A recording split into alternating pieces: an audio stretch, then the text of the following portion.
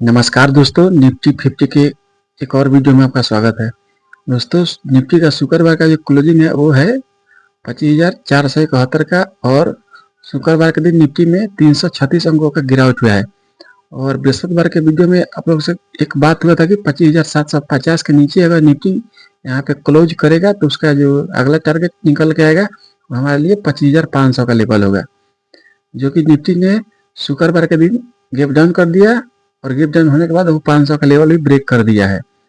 Break करने के बाद यहाँ पे बताया गया था कि अगर 25,750 के नीचे क्लोज ना करके 25,650 के नीचे अगर निफ्टी ट्रेड करेगा तो जो लोग यहाँ पे मतलब बाइंग करके बैठे होंगे वो सोचेंगे कि निफ्टी अब 25,750 के नीचे ही क्लोज करेगा। उस टाइम उन लोगों का एसएल कटेगा और एसएल कटने के बाद निफ्टी का जो अगला टारगेट होगा हमारे लिए होगा 25,500 का।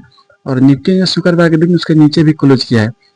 तो अब डेली चार्ट पे जो निफ्टी का सपोर्ट निकल के आता है वो निकल के आता है 25,300 का लेवल हमारे लिए सपोर्ट निकल के आ गया। अब इसके नीचे अगर एक क्लोज करेगा तो फिर हमारा जो अगला टारगेट निकल के आएगा वो निकल के आएगा 25,000 का। अब निफ्टी को ऊपर जाने के लिए देखिए हमें यहाँ पे इस लेवल के पास हम 25,600 के नीचे हम क्लोज नहीं कर पा रहे थे। इसके नीचे हमने क्लोज किया, यहाँ पे एक गिरावट देखने को मिला। फिर हम ऊपर आते वक्त यहाँ पे जो इसका जो लो था इसके आसपास हम लोग रेजिस्टेंस लिए, फिर यहाँ पे गिरावट हुआ और फिर हम इसको गैप अप करके इसके ऊपर हम लोग ट्रेड कर रहे थे। यहाँ पे अब वो मोमेंटम देखने को मिला। फिर हम शुक्रवार के दिन इसके नीचे क्लोज हो गए।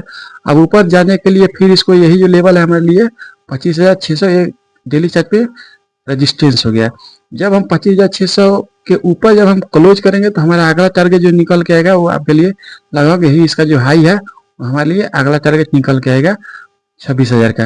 लेकिन उससे पहले हमारे लिए जरूरी है कि 25,600 के ऊपर निफ्टी एक बार क्लोज करे, फिर एक टारगेट निकलेगा। जब तक इसके ऊपर एक क्लोज नहीं करेगा तब तक मार्केट में कमजोरी बनी रहेगी। चलिए आइए हम इसको 15 मिनट के चार्ट पे देखते हैं कि सोमवार के दिन निफ्टी में क्या मोमेंटम हो सकता है। ये हमने 50 मिनट का चार्ट लगा लिया है। निफ्टी में 50 मिनट के चार्ट पे देखेंगे तो नीचे वाला जो लो है, नीचे का जो लो है वो हमारे लिए सपोर्ट हो गया। इसको थोड़ा सा ब्रश मार्क कर देते हैं। ये हमारे लिए इंटरडे में 50 मिनट के चार्ट पे सपोर्ट हो गया।